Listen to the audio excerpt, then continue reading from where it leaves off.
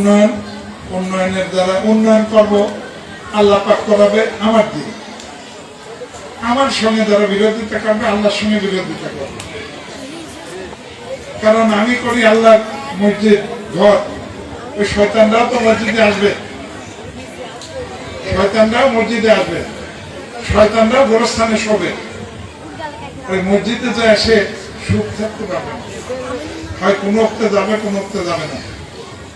আর গোরস্থানে গেলে পারে গোরস্থানের মাটি অন্য অন্য শয়তান অন্য অন্য মানুষের ইমানদাররা সেভাবেই থাকবে।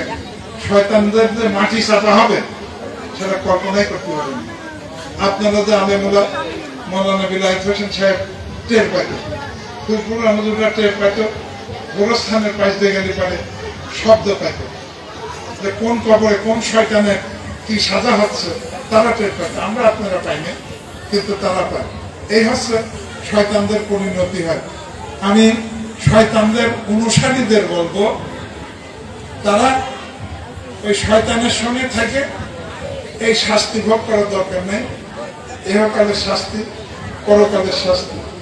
যারা শয়তান তারা কয়েকজন আছে থাক, তা বাদে সবাই আপনারা একসঙ্গে আসবেন, একসঙ্গে হয়ে জয় সুনিশ্চিত করেন। জয় আল্লাহ পাকের ইচ্ছা, আল্লাহ পাকের রহমতে আজকে বলে গেলাম জয় সুনিশ্চিত। সবার সুস্বাস্থ্য। ওয়ালটন ফ্রিজ কিনে অনেকের মতো আপনিও হয়ে যেতে পারেন মিলেনিয়াল। সেরা পণ্যের সেরা অফার।